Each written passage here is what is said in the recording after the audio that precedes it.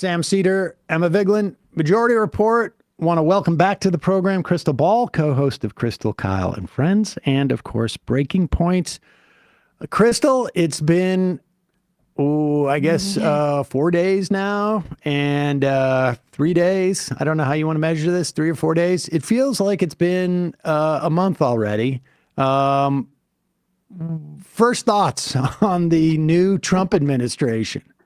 I mean, I don't think this is a surprise to you guys, and it's certainly not a surprise to me, but he certainly confirmed in the first days that he's going to take the most maximalist, lawless approach that he possibly can. And I think it's a couple of the key indicators there are the blanket pardons, even of violent J6ers who assaulted police officers.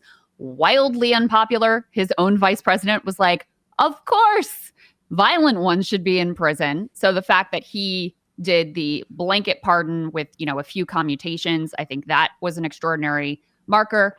I think the executive order to, quote unquote, end birthright citizenship, which of course has already been tossed by a federal court. I think that's another marker of the maximalist approach.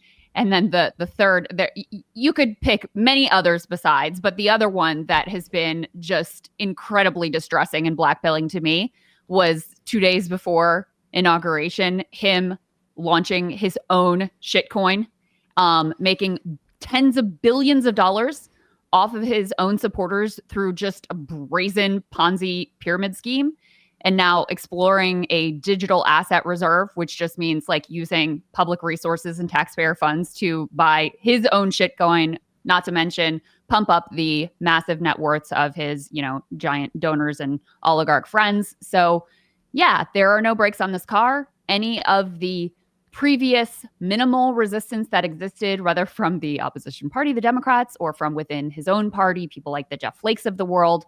Obviously, the Supreme Court is very conservative now. But, he's been given blanket immunity as well. He doesn't have to face the voters again, most likely, we pray.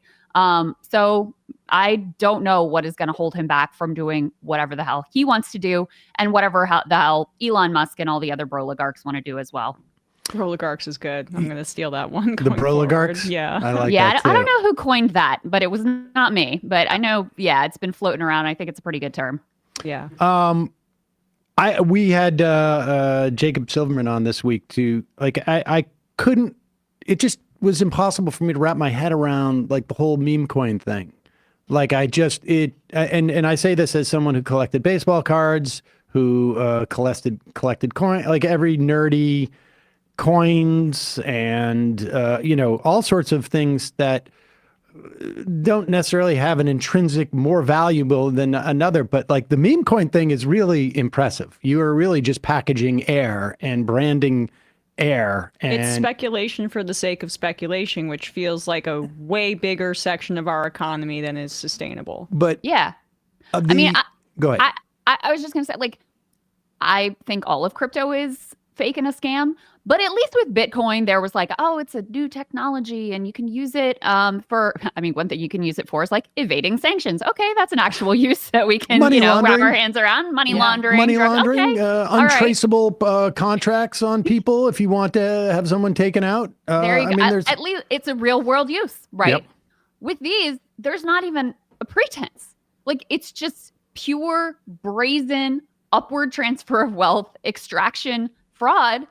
And everyone's just like, yeah, this is fine. This is legal. It's insane to me. I genuinely, like, that's the thing that I think about, that I'm like, how does a society even recover from greenlighting this level of just mass sanctioned fraud by elites? How do you come back from that? Like, we are in such a late stage of capitalism that I can't even wrap my head around. So that one really threw me for a loop too, Sam.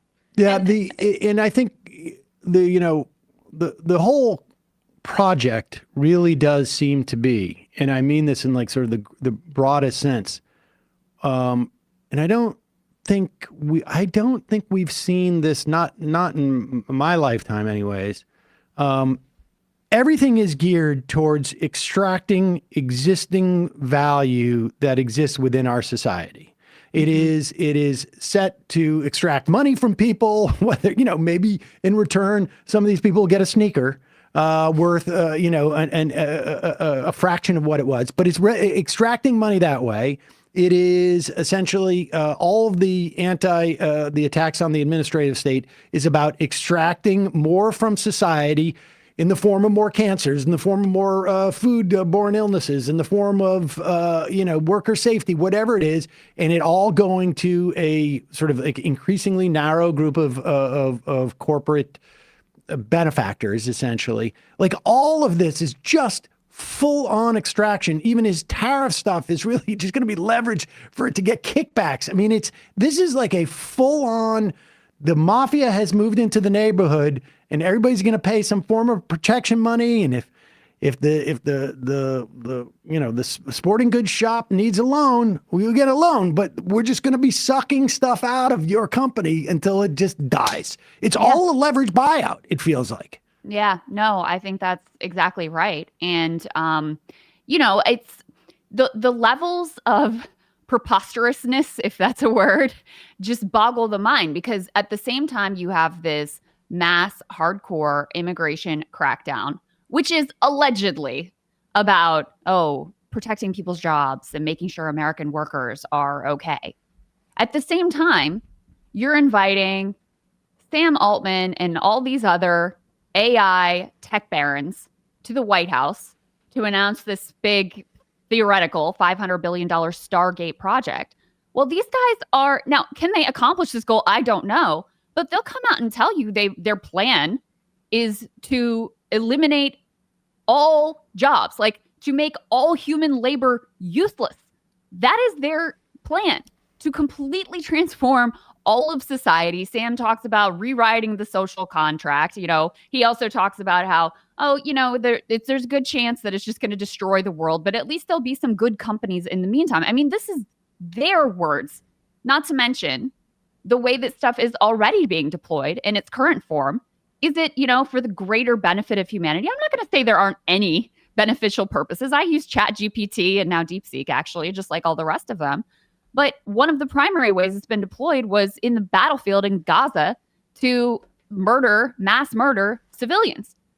Lavender, right? That's right. And 972 and DropSite got their hands on leaked documents that shows Microsoft, which is OpenAI, Sam Altman, that's their partner.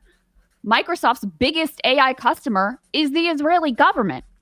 So this is what AI is being used for now, not to mention, algorithmically denying people healthcare, life-saving healthcare, not to mention Amazon using AI to fire people without a human even ever being involved or intervening whatsoever.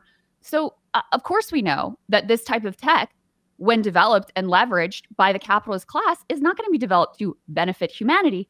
It's going to be developed to line their pockets, and their goal is to make most of humanity irrelevant. Right. And that piece about the labor piece of AI, it benefits these AI barons to say, they're going to become greater than humans, and it's almost like a sci-fi movie. Now, the practically what it's going to be used for is to cut labor costs for some of these companies. And like when we're talking about how it's all about extraction at this certain point in late stage capitalism, it really is about how we outsourced our manufacturing starting in like really the 70s in this neoliberal era. And so much of our economy in the 90s and on was concentrated in Silicon Valley and with these tech barons who they're up against the ceiling of the practical use that they can provide for people, right? Like Facebook and Instagram exist as utility, and they're not really getting many new signees, would be my guess. It's kind of at a saturation point. So what do you do when a whole major section of the economy, probably like the biggest industry that's concentrated in this country, is a lot of just hot air? All they have, then now it's AI, but it's really just about maintaining their market position. And they have found the perfect president to do that because he's just as corrupt as they are. But it's unsustainable because of the compounding effect also of the income and wealth inequality. This is just going to make it even worse at a rapid pace. Yeah. I mean, we have so many like genuine civilization level crises, I feel like, coming to a head right now. There's the crisis you're talking about of this fake extraction built economy. There's a political crisis under that too, which is effectively neoliberalism was about getting rid of any values and outsourcing them to the market. So if the market likes it, if it's good for the market, that's what our values are. And that's what leads to this current dystopian economic system that we have. Obviously, there's the climate crisis, which is becoming, increasingly unbearable. We're already at a point where, they just announced last year, once again, hottest year on record. Now we've crossed that 1.5 degree Celsius threshold. So those disasters are only going to be picking up steam. That, of course, fuels additional demands in terms of migration, which causes, fuels this reactionary political climate. And then you do have these, this mass inequality that has rendered democracy it's a silly word at this point. I really have come to the place where I feel like democracy and capitalism, they were not able to coexist, certainly not in the system that we have, where it's no holds barred in terms of all money in politics and very, very few effectively meaningless limits. So that's part of what's so distressing in this moment is all of these pieces coming together. I sort of go back and forth about which one I'm most alarmed at the present. Yeah, I want to get to that as the how you're managing, like in the context of what we do, like sorting this stuff out on a daily basis, like which fire is actually the more pressing one or the more relevant one. You mentioned like the wealth disparity and the sort of like threats to democracy. Aside from, we just played a clip of Russell Vogt saying we may not distribute the funds that the IRA calls for, which is really pretty fundamentally anti-democratic. I mean, there's a law that you're not supposed to ignore, but the level, and I know that we've been throwing the word oligarchy around for a long time. I mean, and that Gillen's study, for 15 years, people have been talking about, like, when wealthy people's interests come before Congress and there's controversy, their desires win out. But the nakedness and the sort of specificity of the oligarch that we seem to have almost overnight, like, maybe over the course of the past 16 months is incredible. I mean, when I'm having political conversation with people now, it's all about billionaires. Like it's not, what's the Speaker of the House doing? It's what's Musk doing versus Altman doing versus, Peter Thiel doing. Like it is a full on naked thing. And the only difference is, and we keep saying this, is that with Putin, he's got his cadre of oligarchs, except for one of them steps out of line. They end up having, stepping into an elevator shaft and there's no elevator there, or their planes seem to fall from the sky. I don't think Trump has that ability. Where does this, how does this end? Honestly, because, Democrats, maybe they'll get the message, maybe they won't, but they're like, well, we're going to forefront Mark Cuban and he'll come in. And Mark Cuban was taking that role in the Harris campaign, whether he had it or not, it's unclear. But he was certainly saying out there, like, nah, don't listen about the whole Lena Khan's gone. And the rich. Lena Khan, she's not really going to do that stuff. I mean, it's a problem. Yeah, it's a problem. It is on a scale. Like, look, Democrats, I'm not letting them off the hook. They're complicit. They're the ones that also embraced this big money era, made it bipartisan, and made it very difficult for them to be able to criticize Trump's corruption, criticize the rise of this billionaire cadre in his midst. I mean, his first cabinet was the wealthiest cabinet in history, and this one dwarfs that by far, not to mention, the lineup on the dais behind him as he's giving his speech. Like, this is his administration. It is a level of control and brazenness that we've never seen. We have not seen before in American history. You could maybe go back to the days of J.P. Morgan when the federal government was much smaller. Maybe there's an analogy there, but we've never seen this before. And Elon Musk specifically, not only is he the richest man on the planet, not only does he control a major communications network, Platform. Yep. not only is he himself a public figure with a cult following, but he also is one of the largest federal government contractors, Pentagon contractors specifically, is in all kinds of legal and regulatory trouble with the government. I'm sure that's all, imminently going away, including alleged SEC violations, and labor violations, and environmental violations. But now he's been given this whole of government mandate to do whatever he wants. And, I know when Doge was first announced, people were like, oh, this is just some make work project. I've never really bought that, because to bring it back to Russ Vought, who's, going to be once again at the Office of Management and Budget, which is this like sort of, nerdy budgeting agency, but actually very powerful and very important. He was, behind Project 2025, and they spent the 4 years when they were out of power figuring out how they could maximize their use of power when they were back in government. Now, that looks like, of course, installing cronies across all agencies who are willing to follow even unlawful and unconstitutional orders. But it also looks like things that like what you were referring to, Sam, which is saying, yes, Congress passed those funds, but we don't actually believe we have an obligation to spend them. We don't believe in, it's called, I think, the Impoundment Control Act of 1970 something. We don't believe that was constitutional. So that means even if you want to spend money on the Department of Education, Congress, we can cut it at will because we're under no obligation to do that. Oh, you may want to spend money on food stamps, but we don't want to. So, we're just going to unilaterally slash that. Those are the sorts of powers that they are looking at exercising. So this is another way in which this Trump administration is different from the first one. They are much more organized, and they are much more focused on achieving radical, right-wing, libertarian, conservative goals in service of the oligarch cadre. And I'll just add to that, they have 270 more judges than they did at the beginning of their administration last time, including the 6-3 Supreme Court. So their ability, the things that slowed their roll the first time, like you guys did not do the 60-day, period or comment period, or you don't have the authority to do this. I mean, we've seen examples, particularly out of the Fifth Circuit, of judges just basically twisting themselves into pretzels because they know, they're now part of this sort of like a feudal system. The way that they will rise up and go from,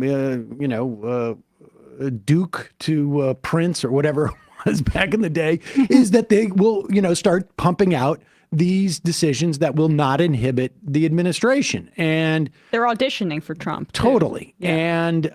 And so there are just less institutional breaks and also even political ones, because when Musk out there, and Musk and Trump are going to have their arguments, but they're never going to break up because their incentives are just too well aligned. That's what I think. This whole thing that Musk is going to tire, or Trump is going to tire of Musk and get rid of him. I think that's honestly like, that's JV that's 2016 Trump. Yeah, resistance. honestly, this time around, because Musk can literally deploy sums of money in these Senate or congressional races and maintain a discipline that we just have never seen in American politics. It's why Joni Ernst is voting for Hegseth, right? That's because right. she's up in 2026 That's and she's right. terrified of Musk. And and he doesn't even have to spend the money.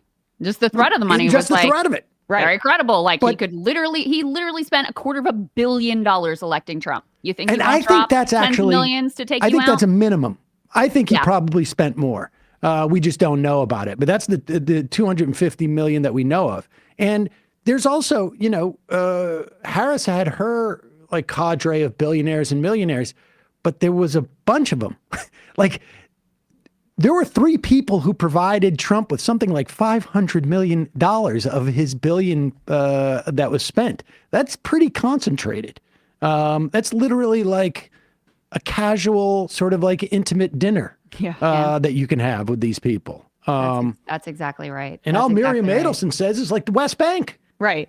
And I guess, you talked a little bit about this, Krystal, but I'm wondering if you could expand on just like The fact that Musk owns this major communications platform and Zuckerberg now with his broccoli haircut on the frickin' Joe Rogan Experience, acting like he's a TikToker, they're all genuflecting. They all, I mean, this TikTok ban, if it goes through or if it's sold to somebody that Zuckerberg can work with, Instagram, that's their biggest competitor. Like, there's a lot on the line. And of course, the antitrust lawsuit about their purchase of Instagram and WhatsApp.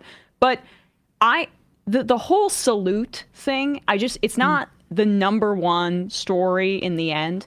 But I do feel like the reaction has been indicative of the immense challenges that we face in this corroded communications environment.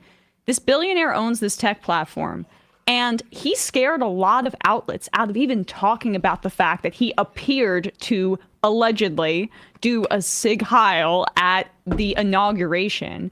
And it doesn't really even matter what the truth is, right? His heart goes out to you, yes. It doesn't matter what the truth is to an extent, because his fans and that alt-right, like almost Gamergate 4chan community that Bannon empowered and saw as the vision for Trump's base, and it's played out. It's what's happened. They're all they're post-truth people. They're postmodernists that believe that you just make your truth by speaking it, and there's no objective truth.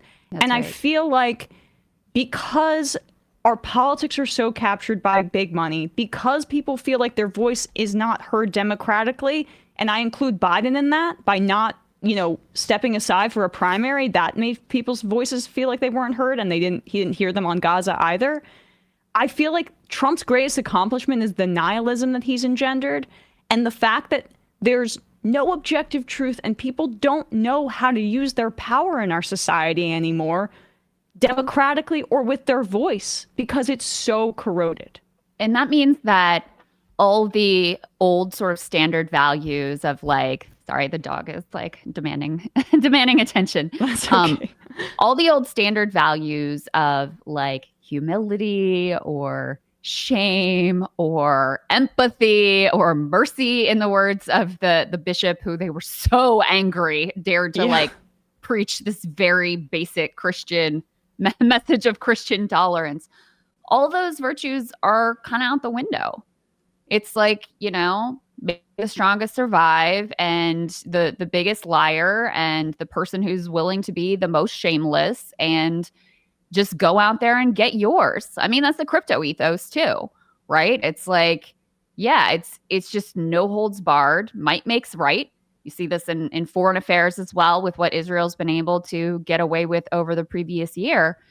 And it feels very much like that is the era that we live in. And part of what is so depressing, and, I'm we're going to keep fighting, and you never know where opportunity and hope presents itself. There's always openings that emerge. But part of what is so depressing too is the level of capitulation, the lack of really, the Democratic Party is just so pathetic, right? They're ready to just capitulate and do kinder, gentler fascism by and large. That seems to be the direction that they are going to go in. They're going to sign on to the Lake and Riley Act and swear that they're truly border hawks like Trump, and effectively adopt his worldview, sort of like Clinton adopted Ronald Reagan's worldview and consolidated the neoliberal era. So with some exceptions, I would say AOC has been great, Bernie Sanders has been great. There are some exceptions, but overall, the Democratic Party has not had a credible organized resistance. Obviously, the media organizations are all terrified. CNN is shifting Jim Acosta to the middle of the night or whatever. You had the George Stephanopoulos, ABC settled that big lawsuit. You have Washington Post, Jeff Bezos, that whole situation. You even actually had a story out today. I don't know if you guys saw this, Columbia Journalism Review. Talked to Paul Krugman. He left the New York Times because he felt like he was being throttled and censored there. Was that part of a pre-Trump capitulation as well? Joe and Mika going down to Mar-a-Lago. So even your liberal style MSNBC resistance is by and large dead and gone.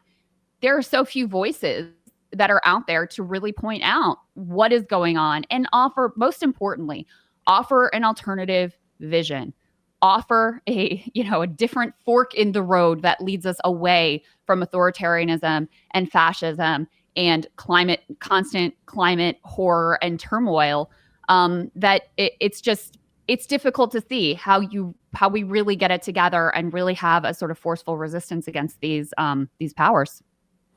You answered some of like what I wanted to talk about at the end here, and like how we push back on this. I think there's a little more time to develop, and obviously, like, it's bleak. I think it's going to get a little bleaker before it gets a little bit less bleak. And that's what we're really aiming high for less bleakness by, over the course of the next 12 to 24 months. Yeah. But let's talk a little bit about like your approach to this. I mean, you bring it up a little bit in terms of like what's going on with the media. There's a lot of these outfits that capitulate. There's, like Bezos with his endorsement. That was the first sign to me. It's not like the Washington Post endorsement was going to make a difference anyways. But the idea that his first reaction is like, okay, we're going to capitulate. We're going to just make it clear. And I think CBS is even also thinking about giving them money from an interview, giving Trump money, defamation money from an interview because Harris, as the candidate, said something that Trump said was not real. Oh my God. And there's no case there, obviously, but they're just like, $13 million or whatever it is. It's just, it's a tribute to Caesar. But yeah, what was it? Is it Amazon that paid Melania $40 million for her documentary, right? Everywhere. This is coming at a time where, as much local media has been, falling apart for years and disappearing and this and that, we're at the worst ebb of it. Maybe it gets worse from here. How, and you mentioned CNN and MSNBC are about to be spun off by their parent companies. They were playing this in a while. So CNN is not going to have, is going to be, it's like becoming quickly just like an online, is going to end up being like mostly an online thing, maybe 3 or 4 years from now. MSNBC is not going to have the NBC resources anymore. Mm-hmm. Yeah. It's going to be a completely different sort of animal in 2 or 3 years. And so this within this like sort of media environment, right? Like you have a couple of very big shows. How do you guys, and you can address sort of the media environment, but also like are you sitting back and saying, because we're sort of working on this and nibbling around the edges, but as you know, it's very difficult when you're doing a daily show to be able to step back and take a sort of a 6-month, 12-month, whatever look at how are you going about saying like this strain of stuff is the most important, right? Because the naturalized citizen thing, it's hugely important, but it also seems to be blatantly unconstitutional. So it will attract a lot of attention, but may not go anywhere. Meanwhile, Russell Vogt, the least sexiest of cabinet members or Senate confirmees, he may be one of the most important people in the government. I mean, so how do you decide? Like, do you have a formula? What is it? What are you guys doing to sort of assess what's the most important thing to follow when we're getting news like out of a fire hydrant? Yeah, it's not an easy task on a day-to-day basis as you're trying to plan a show, et cetera. I think probably tying together how so many of these crises are driven by inequality and oligarchy. That way you have a coherent frame that people can really wrap their heads around. It's something people are already deeply, deeply concerned about. I think it's a real Achilles heel for Trump specifically and the Republican Party. I mean, the imagery on Inauguration Day, like a coherent political movement should be able to really use that over and over again. But he's going to disappoint. Egg prices are already going up. Tariffs are going to spike prices even higher. If you truly have mass deportation, even just the threat of mass deportation is likely to spike food prices higher. They are not going to do anything to deal with the cost of living crisis at all. They're likely to make it much, much worse at the same time as giving tax cuts to the rich. I think hammering home that message around oligarchy and using that as the political framework is probably the best direction to go in. And obviously AI ties into that. The climate crisis ties into that. People's just day-to-day, living and material conditions tie into that.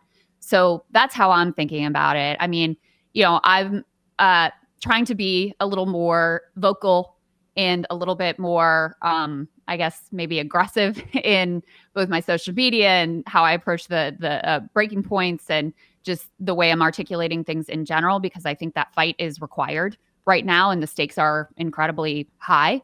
And I've been heartened to see you guys, like your channel's doing great. Kyle's channel is taking off, like David Dole, Mike Figueredo, people who are, have a really great message and are not cowed and are, not afraid and bending the knee, etc.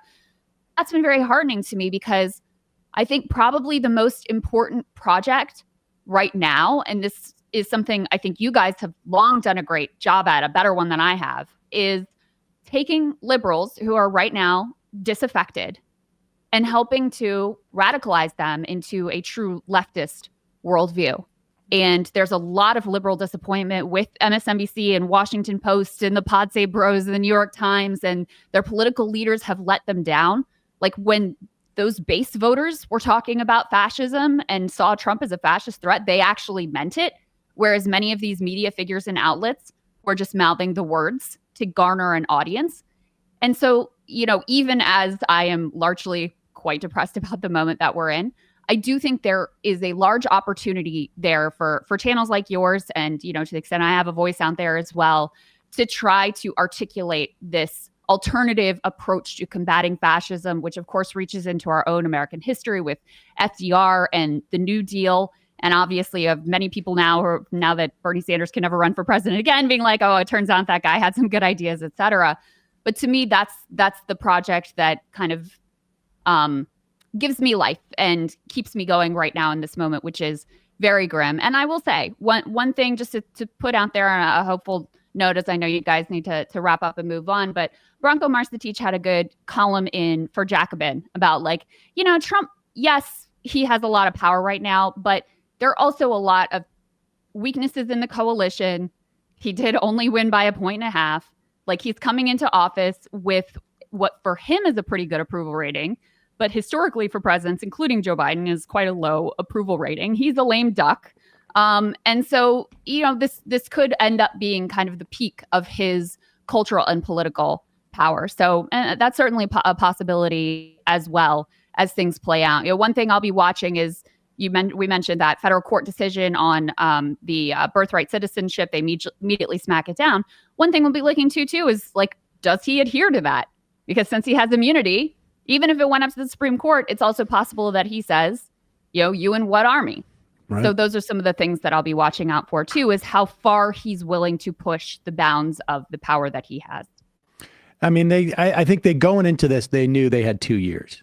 They had 2 years. This Congress, this House, this Senate, that's maybe they're wrong. They may have 4 years of it, but they go into it with 2 years. So they're going to try and jam everything into this thing. And I think, I hope you're right. I think Trump's political power may be fleeting, but once they get into these, once they destroy the civil service, to rebuild that, and you live down in that area, you're going to start seeing neighbors going I'm out of this business.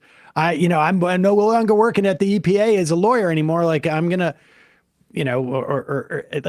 they're just to go in and demoralize, the job of going in and demoralizing an agency has to be, if you are a sadistic and hateful conservative, the funnest thing in the world to do, because you can't fail almost. It's I'm just going in with an iron suit to do demo in this apartment building. And it's maybe I'll do it in an efficient way. Maybe I won't, but some things I want to smash that mirror and take a Sawzall to this couch, and that's it. It's going to be ugly, I think. And it becomes a self-fulfilling prophecy too, because then they can turn around. Oh, you want to grow the government? Look at how ineffective the government is. It's 100%. Yeah, because you stripped it down. Yep. So there's nothing left. So of course it can't deliver for people because you destroyed it. You intentionally destroyed it. Avian flu, we didn't even mention that. Another thing is they're, attacking public health agencies and getting ready to install RFK Jr., et cetera. There's a lot to be concerned about there too. Yep. Well, on that note. Well, plenty to talk about. No, but it's important. I think, the fact that you and Kyle are like resisting so aggressively, the disaffected liberal thing too is important, where I want our commentary on our end to be both like intersectional. I think that's and defensive in on every front in terms of not throwing any group over the bus, right? And I think that it's a different throwing every group is being thrown over the bus. Actually, yes. And I think that's another thing I'm trying to focus on as well. And we'll see. But I appreciate you coming on today, Krystal. Thanks so much. Thank you guys. Sorry, I'm having a coughing moment here. I'm just so overcome with emotion at getting to talk to you guys. Appreciate all good. Appreciate the talk. Thanks so much. Hey, folks, don't forget to hit the subscribe button and check out our daily show. We do it every day at 12 p.m. Eastern for about 2.5 hours. We even take phone calls. You should check that out.